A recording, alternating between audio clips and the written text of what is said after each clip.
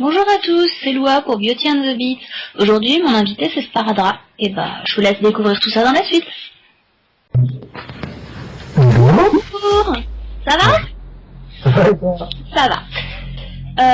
Je te rappelle le concept de l'interview. Je te pose des questions, c'est toi qui parles. T'as le droit à 3 jokers si tu veux pas répondre aux questions. Ok, d'accord. Voilà. Alors d'abord, l'avis du public. Ouais, t'as le droit à la critique. C'est fantastique. Tout à fait. Par contre, les réponses, c'est moi qui les mettrai quand je ferai le montage pour publier ça sur Skype, donc sur YouTube, donc c'est toi qui découvriras les bêtises que j'aurais mises. Ok, pas de problème. Voilà. Alors, je vais te laisser commencer par te présenter un peu qui tu es, ouais. Ce que tu fais dans la vie, nous, tout ça. Voilà. Ok, d'accord, écoutez, bonjour, c'est Frédéric Zalfani, alias Sparadrap dans la série Noob, voilà, dans la vie, je joue le rôle de Sparadrap, le prêtre healer super maladroit, et dans la vraie vie, je suis ambulancier, j'essaye de sauver les gens, mais je n'y arrive pas toujours. Et autrement, à côté de ça, je fais d'autres rôles, je joue Destoy dans la série Warp Zone Project.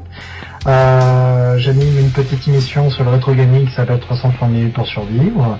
J'anime aussi Geek of the Dead. Et voilà, c'est mon actualité à l'heure d'aujourd'hui, on va dire. Alors moi j'ai quand même une question. Quand j'ai appris que t'étais ambulancier il y a 2-3 mois, je me suis dit, et les gens qui ont Sparadrap dans leur qui ont Sparadrap, enfin qui se font soigner par Sparadrap, il se passe quoi? Ils te demandent des autographes ou ils sont là, ouais j'ai mal. Alors, ça arrive très rarement, et la plupart du temps, où ils sont surpris, ou carrément ils m'envoient un message bien plus tard pour me dire qu'ils m'avaient reconnu, mais qu'ils n'ont pas osé me parler. Donc voilà, pour moi, la plupart du temps, ce sont des personnes âgées, donc ils ne connaissent pas totalement ou pas du tout la série. Ouais. Du coup, j'ai plus de fans dans la communauté des ambulanciers eux-mêmes que parmi D'accord, je vois. On va parler un peu quand même de nous, de tout ce qui se passe en ce moment, parce que moi je trouve ça énorme quoi. C'est vraiment. Est-ce que quand il y a 5 ans, quand vous avez commencé à tourner Noob et à mettre là sur YouTube et sur les plateformes de partage, vous pensiez qu'un jour ça arrivera à ce point-là? Non, parce que c'était pas la finalité de la chose. C'était et c'est encore aujourd'hui un délire de potes. Donc voilà, on prenait la caméra, on allait dans la campagne, ce qu'on fait toujours d'ailleurs, et on s'amusait voilà à jouer un rôle, mais ça a pris de l'ampleur. Merci à No Life et merci à la communauté, donc ça a été un tremplin. Et donc on a continué, Fabien a fait du cross-média dessus, que ce soit sur la BD ou le roman. Mais toujours, on a toujours pris notre pied à tourner, à faire ça dans la bonne humeur, quoi, parce que voilà, on était entre potes, mais après le projet du film est arrivé après quand j'ai décidé, après que Fabien ait décidé de finir la série à la saison 5, mais avec une continuité dans la saison 6, puisque la saison 6 sera un nouveau reroll, donc ça va avoir un nouveau perso, mais avec un reroll. Et c'est là qu'il a commencé à nous parler d'un éventuel film. Et d'un éventuel financement participatif par la communauté ou par d'autres personnes. Et donc voilà, au début c'était 30 000 €. 30 000 €, on avait besoin de 35 000 €, il me semble, pour le film. Et 35 000 €, somme qui a été atteinte au bout de je crois 12 heures ou quoi que ce soit. Et alors on en est actuellement à 280 000, donc 290 000 même. Donc je crois qu'on approche des 300 000, alors que la somme à la base était de 35 000 €. Donc voilà, c'est un truc de malade, oui, effectivement. Donc moi je suis qu'acteur, donc je m'en rends pas trop compte, quoi, parce que je vais toujours suivre ma directive de bien délire avec mes potes, de jouer comme je joue d'habitude et tout, bon, avec un peu plus de professionnalisme effectivement, mais bon voilà quoi. Mais après c'est sûr que moi pour l'instant je réalise pas trop en fait. Je pense que c'est pas moi qui réalise encore ça, c'est plutôt Fabien qui même s'il me dit qu'il a pas la pression, doit se dire waouh, c'est quand même une certaine somme, mais voilà. Donc je pense qu'on va réussir à faire quelque chose de gros. Et ça sera vraiment un gros retour pour la communauté qui nous suit depuis le début et qui nous soutient depuis le début. Donc je leur dis encore un gros merci Et voilà, parce que c'est grâce à eux qu'on en est là à l'heure actuelle. Ouais, c'est énorme, c'est énorme. Moi, j'ai pas d'autres mots, c'est énorme. Quand je vois les chiffres sur vos statuts, je me dis, mais c'est pas possible, quoi. Eh oui, bah si, c'est possible. Alors, tu sais quoi, regarde, en direct de cette interview, je vais te dire à combien on en est. Comme ça, on aura un chiffre exact. À l'heure actuelle, nous en sommes à 292 507 euros. Voilà, 835% financés. Sur un objectif de 35 000 euros. Avec 1 971 soutiens. Donc voilà, c'est énorme. C'est énorme, effectivement. C'est sûr que quand on voit le nombre de fans de Noob et le nombre de participations, on dit que si tout le monde donnait ne serait-ce que 10 euros à partir de maintenant, vous voulez pas m'en donner un peu pour que je m'achète un appart, non? Non, parce qu'on doit déjà se partager ça entre nous pour nous acheter des... Oh mince, j'ai peut-être un peu parlé. Ah ouais, c'est pour ça, c'est pas pour le film en fait. C'est pour le film, voyons. Bon allez, on arrête parce qu'après ça va être déformé par tout le monde ça et ça va être mal. Qu'est-ce que c'est que 360 minutes? C'est quoi le but? Alors 360 minutes pour survivre, qu'est-ce que c'est? Bah déjà en fait c'est l'adaptation. On a voulu adapter avec une bande d'amis à moi qui sont très très fans de rétro gaming. L'émission japonaise Game Center CX en fait où on voit un japonais, je crois que c'est un humoriste chez eux, un comique, qui se débat avec des jeux rétro, il tente de les finir avec un nombre d'heures pas possible, enfin c'est un truc de malade. Donc du coup nous on a voulu l'adapter et garder 6 heures pour finir un jeu, c'est moi qui présente, c'est moi qui tente de les faire. Par contre je ne connais pas les jeux à l'avance, et c'est mes assistants qui viennent et qui me donnent le jeu au début de l'émission, je découvre au début. Donc j'ai 4 assistants qui sont avec moi dans l'émission et qui m'aident et qui peuvent intervenir dans l'émission à tout moment si je galère trop pour tenter de continuer le jeu. Donc l'émission est montée, tout ça, et on a une petite voix off qui est représentée par un personnage en pixel, et la voix off c'est Arthéo qui l'a fait en fait. Donc voilà, et c'est sympa, là pour l'instant on en est à 4-5 émissions, plus les émissions live que l'on tourne dans les salons. Voilà, la dernière c'était avec Davy Brouillet, justement sur Golden Axe, que nous avons fini en 28 minutes, donc GG à nous. Bravo, ouais, bravo. Est-ce que t'as d'autres projets à venir? En plus de 360 minutes, Noob, Warzone, Geek of the Dead? Ben en fait, j'ai joué un rôle dans la série Sweet Brain Effect, une série de zombies. Là, à l'heure actuelle, on me propose d'autres rôles sur d'autres web-séries, mais je ne peux rien dire encore pour l'instant. Et voilà, non, c'est mon. Et puis il y a le film, hein, le film qui est en grosse préparation. Donc on attend de voir. Il va y avoir tellement de choses qui va se passer peut-être après le film. Je pense qu'il va y avoir beaucoup de retombées. Donc on verra ça. Le crowdfunding par rapport au film de Noob va ouvrir les portes à beaucoup de gens qui n'avaient pas trop confiance, qui avaient peut-être peur, et je pense que on est en train de tailler la route. Donc c'est une très très bonne chose en soi au niveau télévisuel français, quoi. Donc peut-être que voilà, il va y avoir du renouveau très bientôt. Donc il faut voir. Et peut-être que ce renouveau va arriver d'internet et pas d'autres sphères. En tout cas, je l'espère. Alors, j'ai eu des questions en fait de tes fans, de nos lecteurs à nous sur Beauty and Beat. Une question de Type to Will. Ouais. Je me demande si tu vas raser ton book un jour. J'ai déjà rasé mon book au début de la série. Enfin, il y a beaucoup d'épisodes où j'ai le book rasé. Donc tu peux trouver des photos de moi avec le book rasé. Effectivement, donc dans la série j'ai déjà eu le book rasé. D'accord. Après, si je vais la raser, je pense que non, pour l'instant je vais garder mon book et voilà. C'est ma marque de fabrique. En parlant de marque de fabrique, j'ai AD 97 480. Bon, je rentre pas dans le débat des pseudos parce que Darly l'a eu dans le podcast d'avant et non. Pourquoi donc le pseudo de Sparadrap? Alors Sparadrap, c'est pas moi qui l'ai choisi, hein, c'est Fabien Fournier, le réalisateur de la série, qui l'a choisi en fait. Sparadrap, pourquoi? Parce que moi mon rôle c'est prêtre, je suis le healer, donc le soigneur. Il me fallait un pseudo et en plus je suis assez malade, c'est simple et tout ça, donc il me fallait un pseudo qui fasse enfantin et qui ait une connotation médicale. Et Sparadrap c'était mignon et voilà, donc il a choisi pour mon perso. Alors, j'ai Roger Vador qui demande si tu manges des dauphins. Non, je ne mange pas de dauphin. Non, mais je ne peux pas manger Flipper. Non, mais c'est pas possible, voyons. Par contre, le requin, c'est bon. Mais il faut pas en manger, hein, d'accord? Comment ça se prononce ce truc? Gléfaël, désolé si j'écorche le pseudo, qui demande... Qui ont des pseudos à la Wall Games for the People in the Wood. C'est génial. Qui demande si c'est pas pesant de jouer un personnage totalement idiot.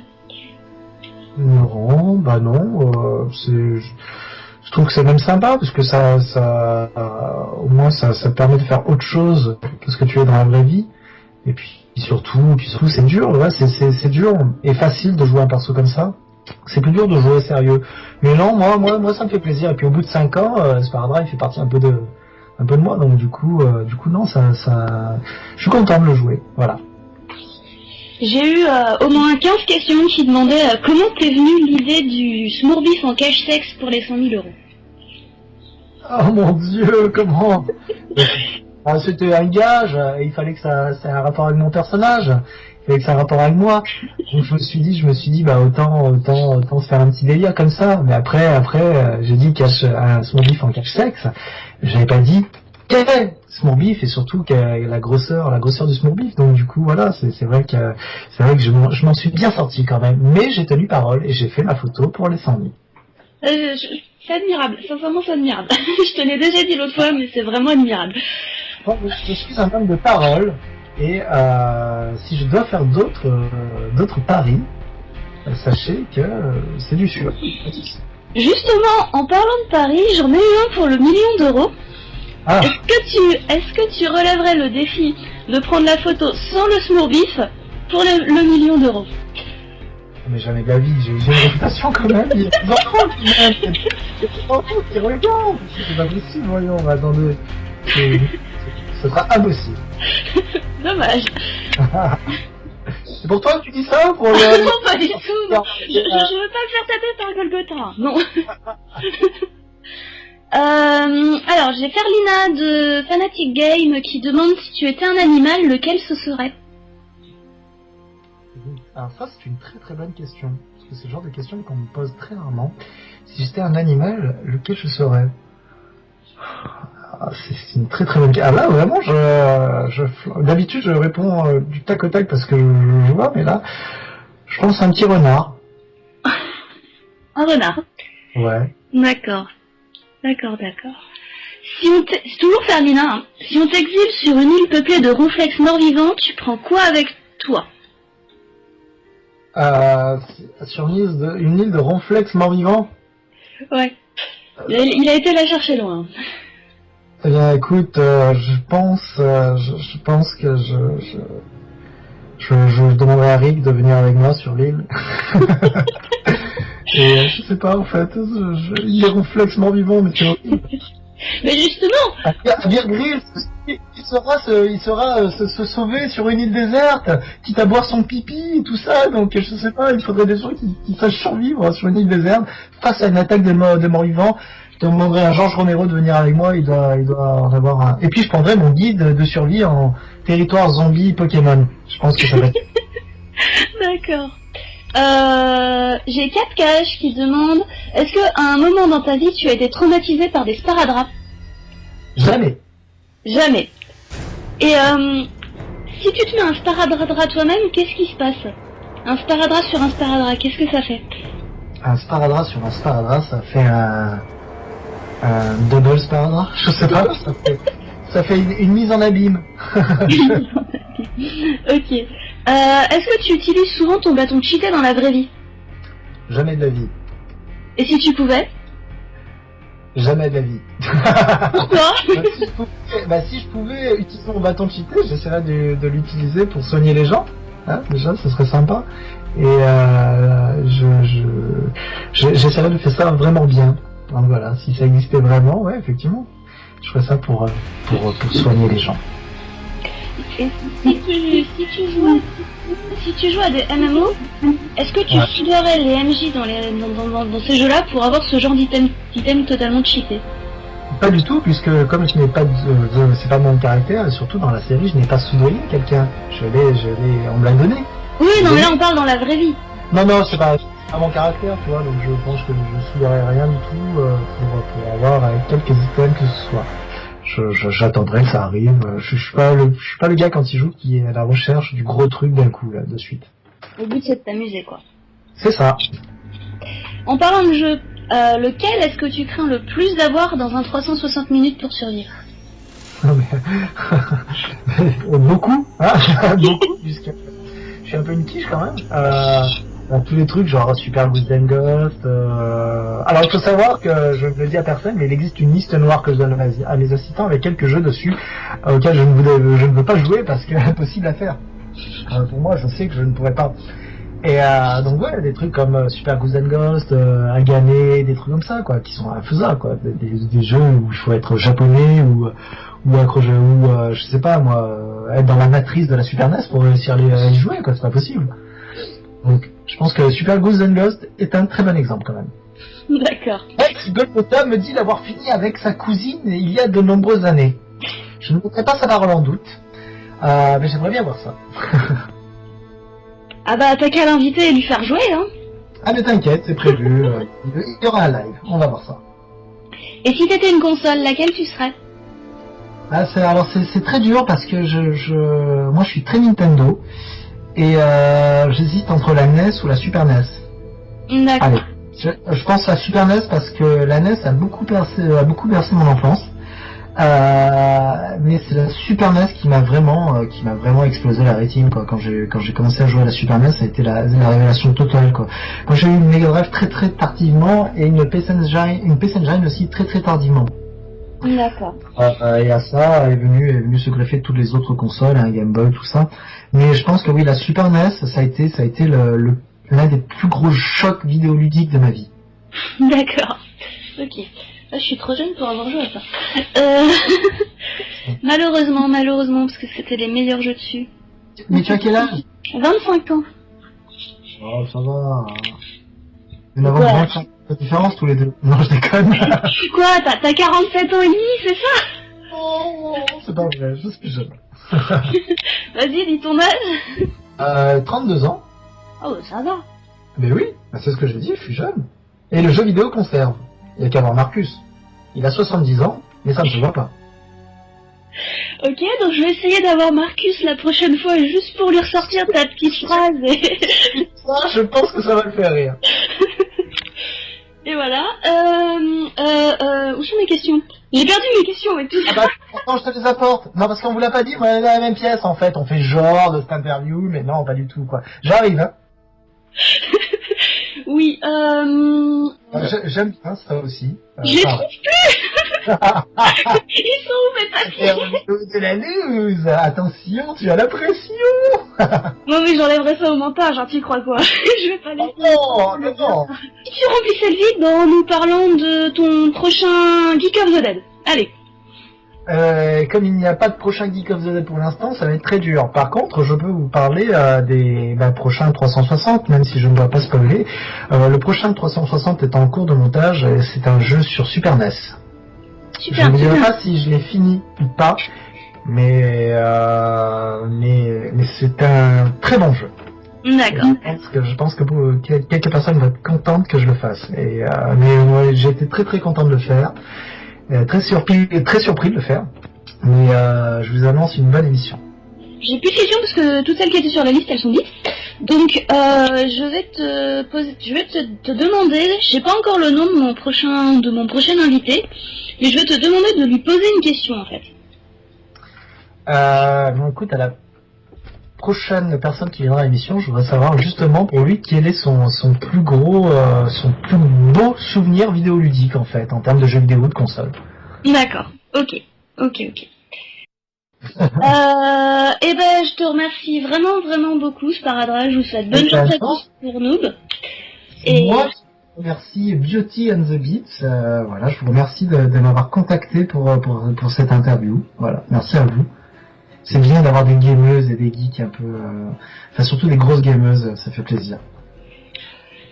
Ouais, il n'y a pas que ceux qui jouent aux vidéos, il y a les filles aussi.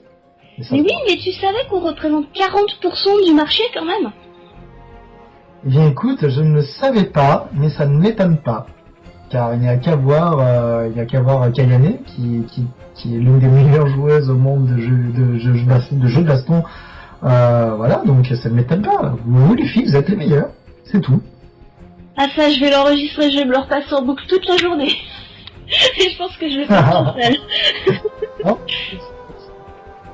c'est vrai, c'est vrai. Bonus.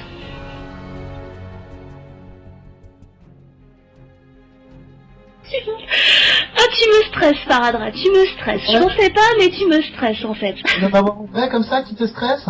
Ah, mais oui, mais tu es une star pour moi, tu ne t'imagines même pas. Est-ce que tu seras au Japan Expo? Non, je peux pas, je travaille cette semaine-là. J'ai pas réussi à avoir mes vacances. Voilà, vie.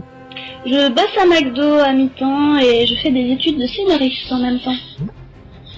Bah écoute, fais une web série et un jour tu m'appelles, je viendrai jouer. Ah, c'est génial. C'est enregistré, hein. C'est enregistré, tu pourras pas te défiler. Même si je t'habille en tutu rose et que je te fais danser le lac des cygnes. Écoute, ça tombe très bien, c'est ma spécialité.